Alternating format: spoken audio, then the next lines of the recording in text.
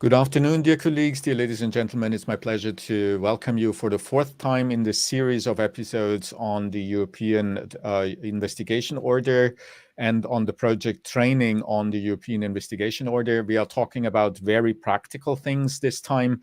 It's my pleasure to welcome Sebastian Leitner and Matthias Maurer from the Austrian Federal Computing Center, which is the Bundesrechenzentrum in German, to introduce them to you and to welcome them here, together with my colleagues Katerina Polychronopoulos and Eva Korenjak, who are part of the TREIO Project as University of Vienna. We will go through a list of questions now dealing with more practical aspects of electronic investigation orders.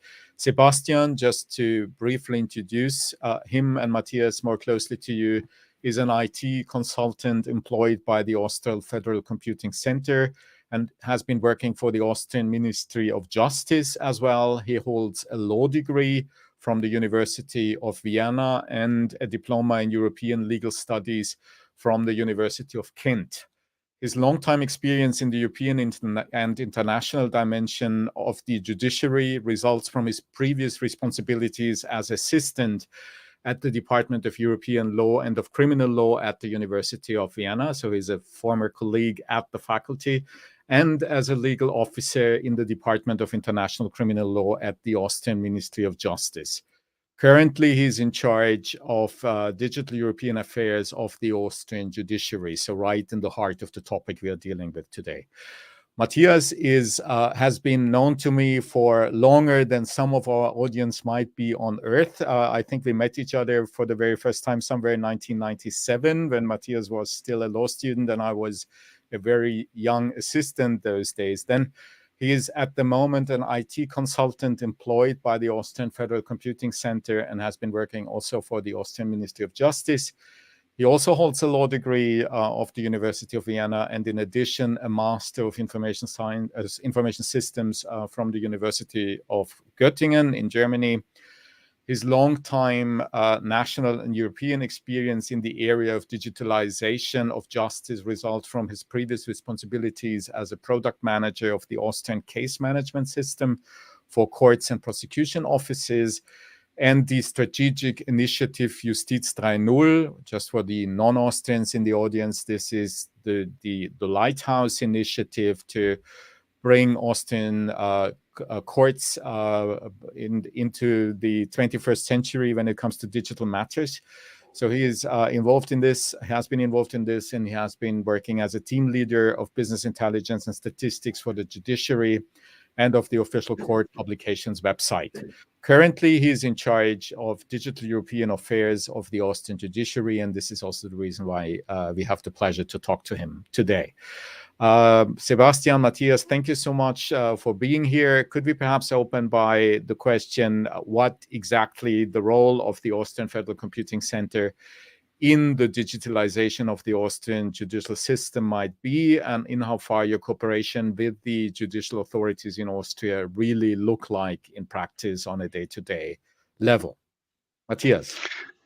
Yes, thank you very much, and thank you for having us today here to talk a little bit about the subject. First of all, not to get lost in translation, so as you mentioned, we're working for the Austrian Federal Computing Center. I will very likely use the German abbreviation BRZ quite often, which is the abbreviation of the German term. So I'll try to stick to the English term though. So the Austrian Federal Computing Center is, I would say, I'd call it a trusted advisor for the Austrian judiciary. There was a close cooperation, or there is a close cooperation for decades now. So it's more than 40 years actually. The Federal Computing Center is the main service provider, I would say, for the Austrian judiciary. That means, first of all, it's a provider, of course, of all kinds of technical services like infrastructure, server, database, also development of customized IT services. We are also a full service provider. So that means we do not provide only like parts of the IT landscape, but try to cover the whole thing, and that includes also to provide digitalization solutions.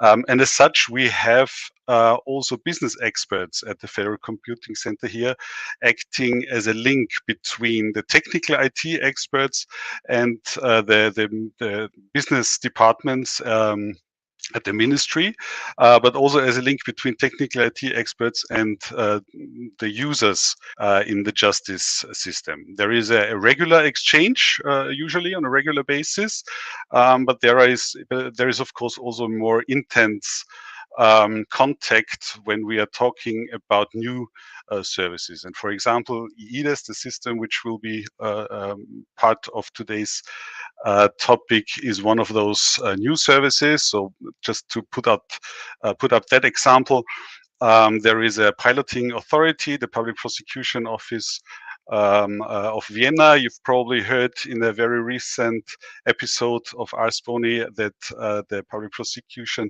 Officer, Dr. Michael Schietz, was also an interviewee there.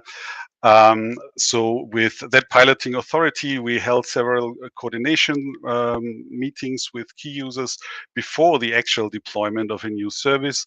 Then we did quite intense training sessions with them before the start of the pilot operation. And currently, during the pilot phase, we provide any kind of support which is necessary. So I would say that's kind of a standard procedure for the deployment of new service, where we try to cover from the beginning to the operation all of necessary support services for a really good cooperation between the computing center and the judiciary. Thank you, Matthias, and thank you again, Sebastian and Matthias, for joining us from my side as well. And I'd like to ask you to what extent the Austrian Computing Center, or BRZ, was involved in actually the development of the EIDAS system for the exchange of EIOs. We just also spoke with Dr. Nicolau, and he mentioned that it's a federated system. The e-codex system is sort of federated. So to what extent was BRZ involved with the development? Yeah, so for the development itself, as we've heard from Cristian Nicolau, the system EIDAS was developed by the European Commission, more specific by a subcontractor.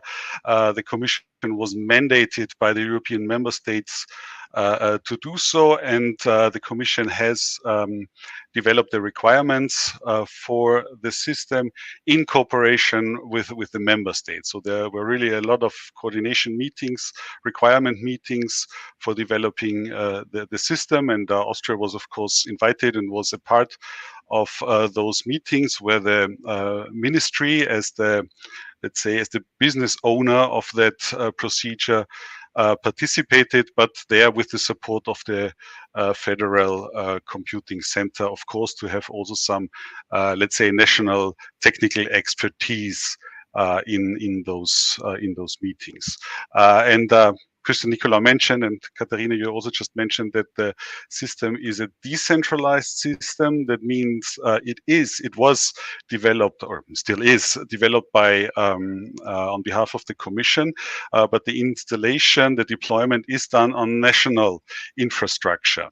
And in case of Austria, that means that at the premises of the Federal Computing Center, there is an installation of that system. Also regarding the involvement of the computing center, so we've also heard in the interview from Cristian Nicolau that the communication is done via e-codex. So the EIDAS system serves as a backend application, and e-codex is then used for the cross-border communication. We'll maybe come back a bit later on e-codex in detail, but just again to point out that the technical development of e-codex is actually led by the Federal Computing Center as part of a larger e-codex project. Mm-hmm. Actually, let's take a step back, because I don't think that we have discussed for maybe users that are not entirely familiar with the system, what the difference between EIDAS and e-codex is. And you mentioned it briefly, but could you give us a little bit of a very, very high kind of overview of of those Yes, differences? sure. Thanks. Yes, sure. So the way we see it, and I have to put that disclaimer in here as well, because I think the Commission has a slightly a different view on that. But the way we see it is that we have two systems in place. So one is EIDAS, the e-evidence digital exchange system, and the other one is e-Codex, both working together, of course. So EIDAS, from our point of view, is the application to create, to manage the forms foreseen by the EIO directive, also the workflow for generating and approving those forms internally within an organization. This is done by EIDAS. But then, of course, you need to send those forms to another member state, to another authority, and for that, e-Codex is used. e-Codex is a communication system. It's a bit more than that, but let's just leave it for now. So a communication system, which is then used to transmit a message from one member state to another. Okay, thank you. And BRZ's involvement in cross-border exchanges, how did that, and with judicial authorities, did it change with the introduction of the EIO in comparison with the old system? I don't think so. As mentioned, there was already a good cooperation between the computing center and the business departments at the ministry and the practitioners. As mentioned, really for decades now, we have established a good way of working. And also, as mentioned before, there is this more or less standard procedure for the rollout of new systems, which we have applied now for EIDAS, but which was also applied, what we've mentioned before, for Justiz 3.0, Justice 3.0, clearly on a larger scale for that, but the basic approach is pretty much the same. When it comes to the European investigation order, the judicial procedure itself was, of course, already used at the authorities, of course, on the basis of paper forms, at best by using PDFs. What changes now is just that the forms are created originally electronically in a new system, and that they are transmitted electronically, but the workflow itself did not change for that. So thank you also for joining from my side. So we already talked a bit about the differences between EIDAS and e-Codex system. So we know that e-Codex is a platform for evidence exchange, so communication system. Could you please tell us a bit how it works actually, and if at all had changed since the beginning of this project in 2010? Yes, of course. So there is quite some history already with e-Codex. To put it in, so now what is e-Codex? To put it in simple terms, at least for the Austrian audience, it's really comparable to the Austrian ERV, elektronischer Rechtsverkehr, the electronic legal communication in Austria, but basically just on the European level. Because of the large involvement of Austria with the development of e-Codex, we actually used this Austrian ERV as a blueprint in many respects. From a technical point of view, as said before, it's a communication system. It's used to transport structured data. It brings a couple of security features and also technically evidences for the delivery. You could put basically any kind of data. Currently, it's used more or less only for judicial procedures. So to put here a very simple comparison on the table, you could compare it very basically with email. So also email is a kind of a communication system, but e-Codex brings a set additional features with the structured data, security features, and so on. It's also, again, a decentralized communication system. So you would have a so-called e-Codex access point per member state or per participating organization, for example, and thus it establishes a communication network. There is no central storage, and it's a direct communication between the participants, and it's just a communication network. So you would not have any front-end application or whatsoever with it, but you can connect business applications such as EIOs, for example, but you could also connect other national applications. Again, if I might use the comparison with email, when you're using email, you do not stick to, for example, Outlook. You could use Thunderbird and whatever email program there is, and that's quite similar with eCodex. So you use the communication features, but the business application that will remain in your hands.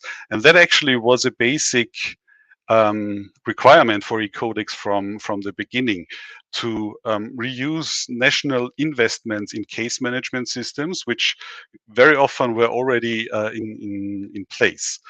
But because of this, one crucial key success factor is the interoperability of eCodex and the use cases that are built upon eCodex, so that different backend systems can actually communicate with each other. Now, when taking it from a bit broader business point of view, it's not only a communication system. I've mentioned the term use cases, so we use that term for the different kinds of judicial procedures which are supported. So what that means is that first you would try to find an agreement between the players of the technical data structure of the processes, so which forms are to be used, what's the workflow, and this is usually based on some kind of legal act. So, for example, we have the EIO directive, but another example is the European Payment Order, now from civil law here.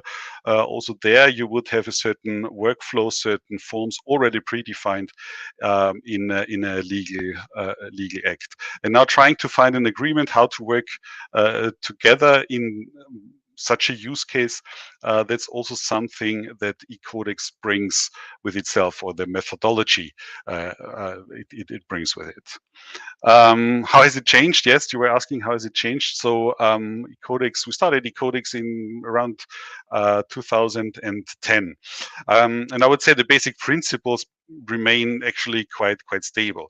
There is of course a constant evolution of the system, as we see it everywhere, of course, with technical systems. So we started with a proof of concept. Later on, there were some piloting use cases with only a few participants.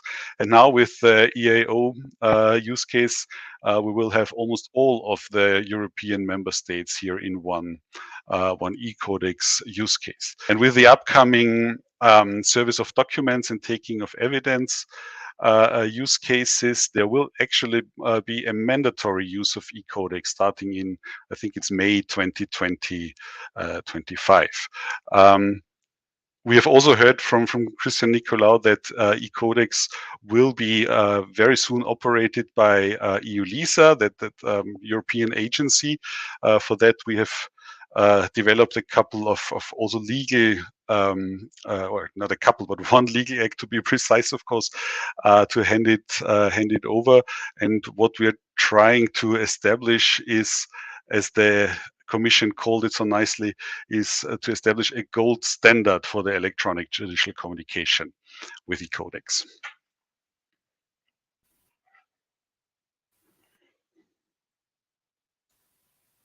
Thank you so much for that explanation.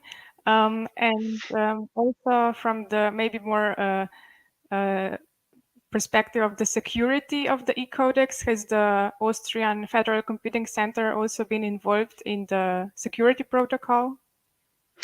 Yes, so of course from the beginning it was quite clear, if we talk about electronic judicial communication, that we of course need to apply security features to that communication as well. So already from the beginning, when we were still designing the concepts, the architecture of e-codex, it was quite clear that, of course, we have to focus on that as well. So today, I think we can really call e-codex a secure system. I think also Cristian Nicolau has pointed that out. We established that security basically by just applying current security standards. So there is really no rocket science that comes with that. There are really a lot of security standards out there, and we try to, of course, apply a couple of them on different layers.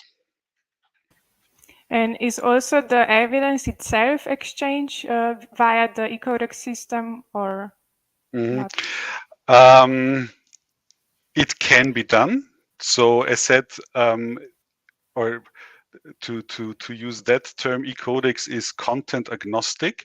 That means the communication itself does not really care which content it transmits. So you could use any content, and it means, of course, that evidences themselves can also be transmitted. Currently, with the EIDAS system, that system mainly focuses on the workflow for requesting assistance from another authority. When there is the result of that assistance, it can, of course, also be returned via e-codex and EIDAS.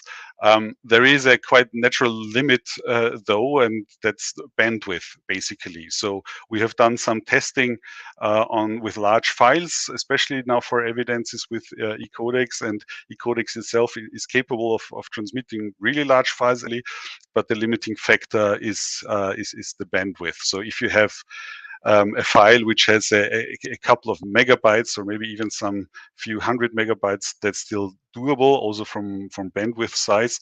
But when it's, for example, necessary to transmit a complete iPhone dump, which could be like, for example, 128 gigabyte, that's not really doable anymore. Not because of e-codex, but because of bandwidth restrictions. Okay, great. Thank you so much for that. Now we will leave you for a while, and we will go to your colleague also from the Federal Computing Center.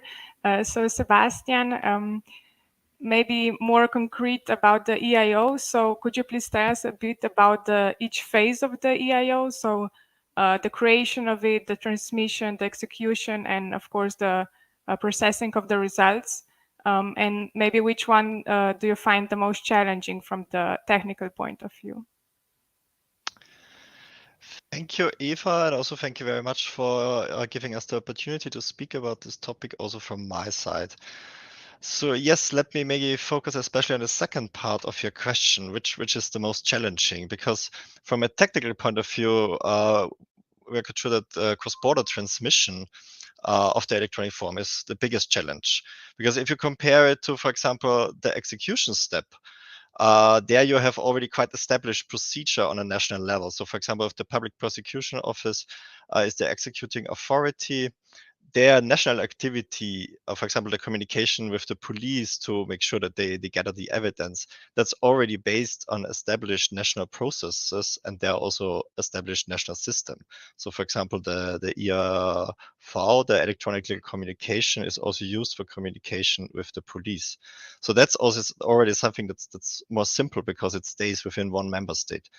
But when you start with the cross-border electronic communication, this gets much more complex, because already a little bit, as Mathias already mentioned a bit in his answers, you need to have an agreement on many standards, which is necessary to ensure the interoperability between the systems of the different member states. So you really need to decide what communication channel is done. On a European level, this is now more or less being solved, because e-codex is selected as the gold standard in the judicial field for the communication. But you need to also have an agreement on the message types that you have, on the formats, on all the data structures, technical restrictions, for example, file sizes, which is, of course, as already mentioned, very important, whether you can transfer evidences, and also how you have the technical evidences of delivery. And the security, of course, is an important aspect. And this can also be different, not only eCodex is a secure system, but it gives also a little bit different options on the level of security. Especially in the criminal field, often there needs to be a higher level of security than you have, for example, in the civil field. Of course, judicial, there is always a need for high security, but some areas are still a bit more sensitive. The good thing is, of course, what we can say is that all these topics are largely solved with eCodex. Of course, when you need to establish a new use case, some details still need to be looked into, and you need to agree, especially on the message types, but many basic questions and also the means how to solve these questions is solved. Other aspects, maybe less from a technical point of view, but which are of course challenging, is always how to include translations, because what is usually used is not just free text data, but structured data, and that can be challenging for when you include translators, how they translate that, and generally how to integrate translators into the workflow is a bit challenging, because of course the translators normally do not have direct access to a system used by the judicial authorities. A similar challenge that also exists are signatures. In Austria, this is not really a problem, but in some other countries, it could still be that there are no national signature services available to use electronic signatures.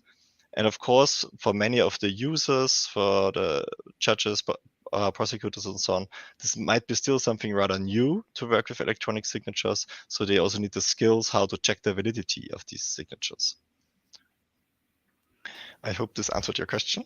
Yeah, quite some few challenges. Thank you, Sebastian. So Mathias mentioned that that the system is always evolving. Is there a way that the system enables the exchange of good practices or feedback on technical issues regarding the exchange of evidence or the platform itself? Yes, of course. So on the one hand, Cristian Nicolau already mentioned in the call before that there are these weekly meetings organized by the Commission, which is of course one way how to have exchanges on these good practices. Mm-hmm. But on the other hand, SE is quite important here, because it's basically the first system that's used to that is going to be used practically throughout the EU. So there are more or less all member states involved there. Mm-hmm. It sets some kind of a precedent on electronic cross-border communication. And because of that, it is quite important to have such an exchange on good practices. It's also important that there are big differences between the member states and the level of digitalization they have on a national level. So especially for those member states who do not have their own national backend system, the system is really useful because they have something, and also have something then for more advanced member states to already communicate. And it will be a blueprint for further procedures. So the experiences from this system will be very important for any further steps. And we might also talk about this a little bit later then. Mm-hmm. Regarding another exchange that is between member states. So for example, there's the Austrian Federal Ministry of Justice has also coordinated 2 projects on this topic, the an Exact 2 project, which were also funded by the European Union. And these projects have been used by a large number of member states to set up the eCodex access points and also EIDAS international environment. So, and as part of this project, of course, this is a community of member states, and this community basically served also as a platform to exchange experience, to help each other see how to implement this the best, and also simply provide support if there are any issues or challenges. Mm-hmm. And the good result of this is also that not only EIDAS is available in all these member states, but also the eCodex access point, which can then be used also for other procedures. And there's no need to start from scratch anymore. Also, especially because now these member states all have experiences and knowledge with this kind of tasks and systems. And we've heard from a number of our interviewees that there's obviously the paper approach. So there is an alternative to using the EIDAS and eCodex systems. What would you see as the advantages and disadvantages of using both, or any other alternatives that might be available? Also, when comparing it, of course, to paper, then the digital communication, one of the main advantages, and this is especially important in many criminal cases, is of course speed. I mean, it takes quite a while for mail delivery to go across Europe, and in some cases, when it's really crucial to have to secure evidence, this can be a very important thing. And furthermore, of course, it can simplify the workload for the practitioners. When it's fully digital, you can often transfer some data within the systems, automate some steps, just simple things, maybe filling out the basic data, like the names of the parties involved and so on. So here, of course, the electronic system makes it easier. And also what we've seen in the last years with the pandemic, of course, you can see that when you have a digital system available, this makes it much easier to simply work in such challenging situations. I think you ask a little bit more general also alternative, because EIDAS is of course only one option actually of several. So because the communication as the essential aspect for the digital communication now on a European level is e-codex. So e-codex is used as the communication standard that needs to be agreed on, that was agreed on. But e-codex allows the connection of different applications. So EIDAS, which is offered by the European Commission, is one option, and it's of course very convenient because the member states don't need to develop something for themselves. But it's also very possible and often also desirable to simply connect your own national applications to e-codex. And this has some advantages because then your users already know this. Because very often judges, public prosecutors, they have a lot of national cases, but international cases are there are often not so many. So when they already use the system they're familiar with every day for the national cases, it's easier for them to get to also use it for European cases. When you use your national application, it's also, of course, easier to reuse any national data. It's already integrated into the national system landscape on the various applications that you have.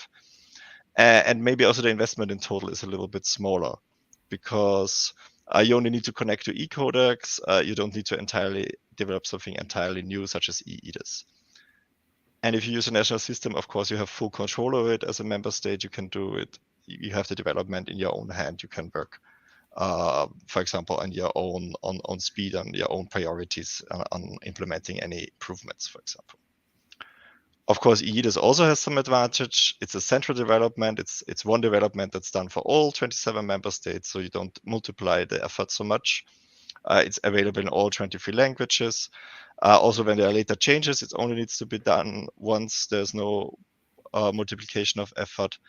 And of course, if multiple member states all use EIDAS, then interoperability is easier. Of course, e-codex allows interoperability between different systems, different national applications, but when both sides use the same application, it's of course even simpler to ensure this interoperability. And do you know how the interoperability was ensured when e-codex was being developed between the different national systems? Because that seems like quite a challenge.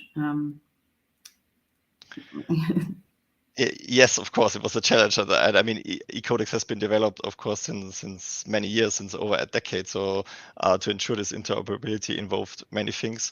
Mathias already outlined some of these aspects. But one of the aspects that you, for example, need to ensure is that the data structure fits for each other. When you have, for example, the field, which is the first name in one member state, it also needs to go into this field for the first name in another member state. And such things are solved with e-codex, but these small details already are necessary.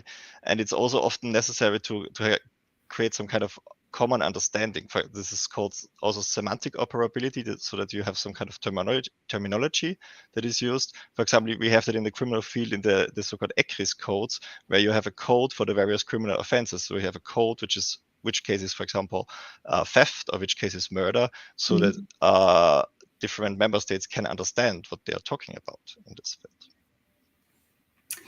And sort of a bigger question, what are the biggest obstacles that you see to digitization of judicial systems, and how should we overcome them? And generally, do you see the future of cross-border exchange of evidence? And how do you see the future of cross-border exchange of evidence? And and the future developments of EIO, respectively.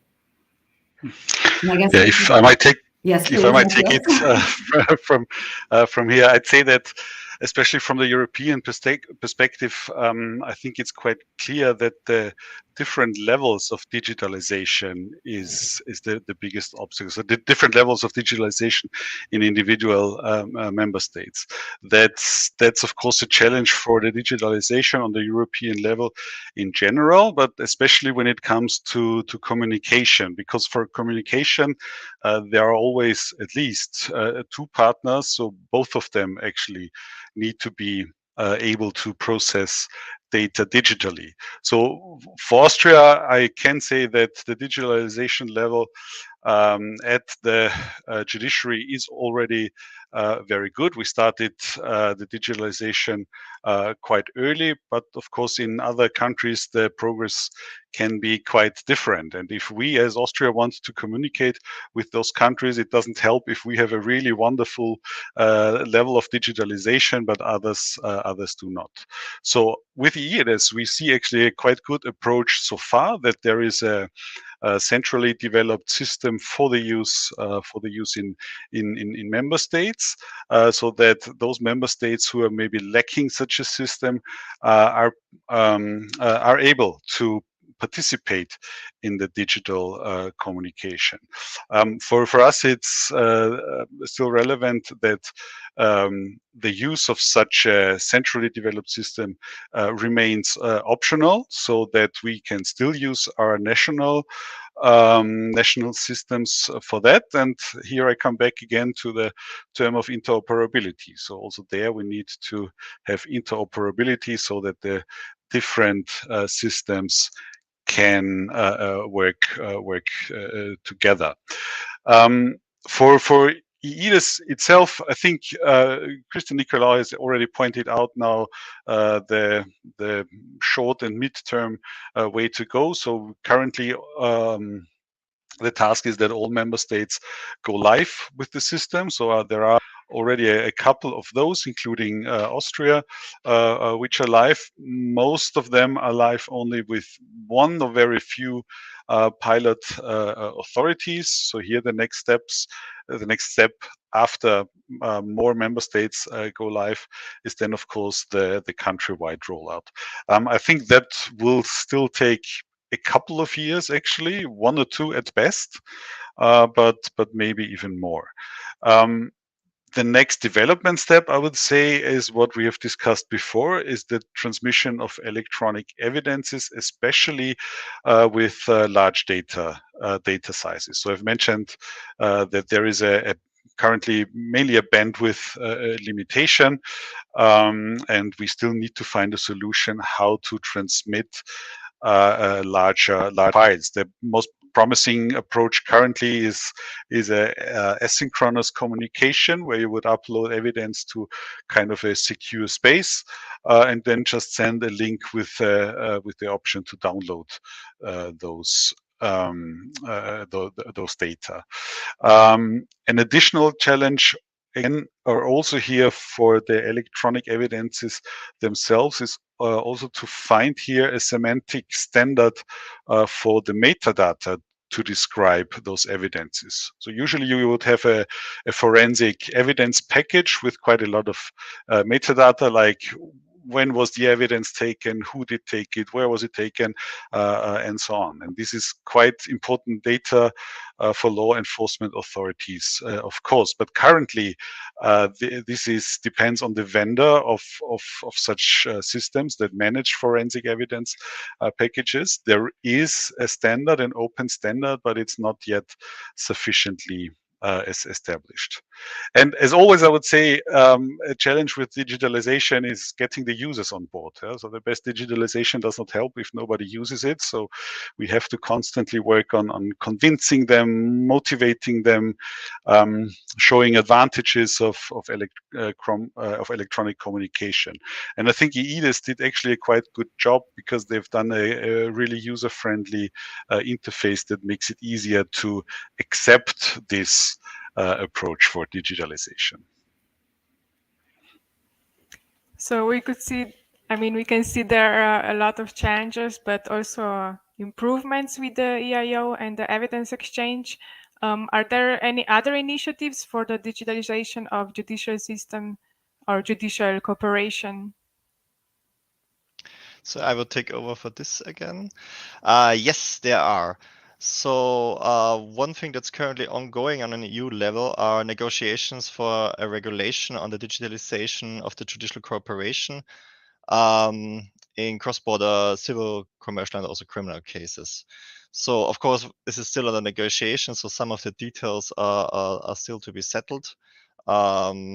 But basically what this regulation foresees for all the cross-border judicial communication is that there will be an obligation to use electronic communication between authorities. So if a court or public prosecution office in, for example, France needs to communicate formally with an authority in Spain, they need to do this electronically. So paper will be off limits then in that regard. And this electronic communication is also foreseen to be done via e-codex. So the communication via e-codex will become mandatory, but of course, member states are still free to choose whether they will use e-EDIS or its successor then for those cases developed by the European Commission, or optionally also use the national system and adapt them for e-codex. For communication between citizens, this regulation will also foresee that the public authorities are obliged to offer the electronic communication. So they need to allow this, but of course, there's no obligation for the citizens. They have always the opportunity to choose to communicate in an analogous way, to go to the court themselves and do this orally, or to use paper channel or whatever. Because of course, you cannot force citizens to use the digital channel. But for the digital communication, there will also be a European electronic access point, which can be used, for example, then especially in civil matters, to file, for example, a claim for a court in another member state via this portal, and then also have the further communication with the court via this access point. The regulation will also foresee a legal basis for cross-border video conferencing, especially in civil matters. So you don't need to involve the authorities in another member state anymore and call the witnesses to the courthouse there, but that you can actually have a direct video conference via the usual systems there. And in a similar but more limited way also for criminal matters for certain European cooperation procedures on that level. The regulation will also foresee some provisions on electronic signatures, seals, and also electronic payments, because these are, of course, important prerequisites for an electronic procedure. It contains quite an ambitious timetable because it foresees basically the digitalization of all the cross-border cooperation in the judicial field over several years. So it will be basically some batches of procedures, starting with a couple of procedures, and then every year or every other year, more will follow. But of course, the exact timetable is still under negotiation. And actually, already before this regulation comes into force, there are already two procedures in the civil field, service of document and taking of evidence, which already foresee such a mandatory electronic communication via e-codex. And this will become mandatory, I think, in 2025. Maybe also just from an Austrian point of view, for EIO, we have now decided to use e-EDIS system. For these other judicial processes that are going to come in the next years, we still need to analyze and decide whether we will also use this European system or whether we use one of our national system or develop and adapt it accordingly. Okay, so quite a few initiatives and new projects. How can maybe, if you, for the viewers that are interested in such projects, could you maybe tell us if there are any possibilities for them to involve or to engage and collaborate in these projects? Yes, well, the Austrian Federal Computing Center, I would say, is always looking for competent people. We have a quite long list of vacancies. We are looking, of course, very obviously for IT experts, developers, architects, and so on. But taking into account probably today's audience, I would like to point out that we are, of course, also looking for judicial experts. We have a quite classic profile, I would say, for such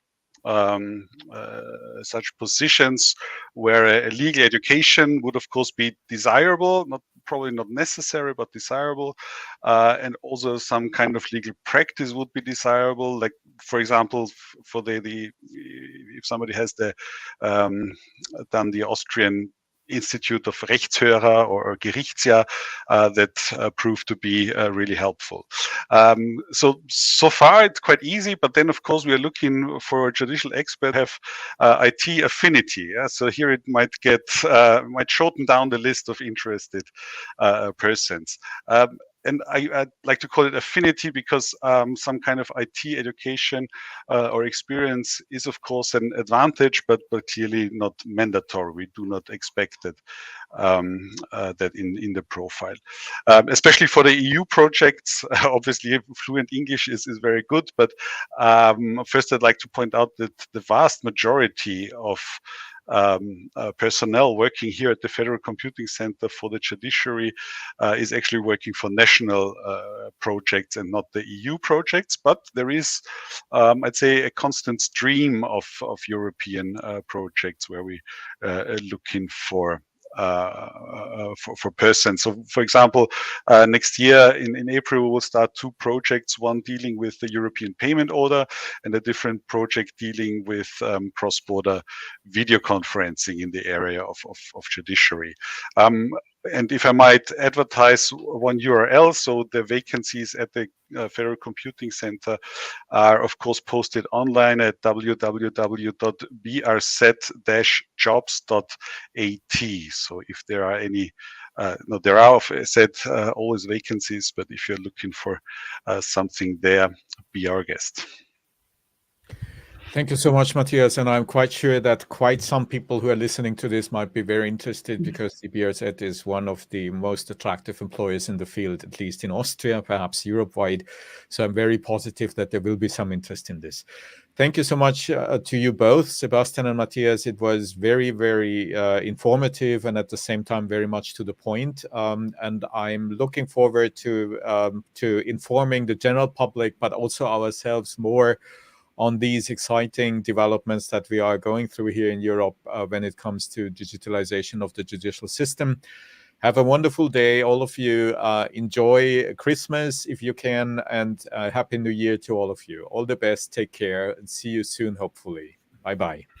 Thank you. You too. Thank you very much. Thank you so Goodbye. much.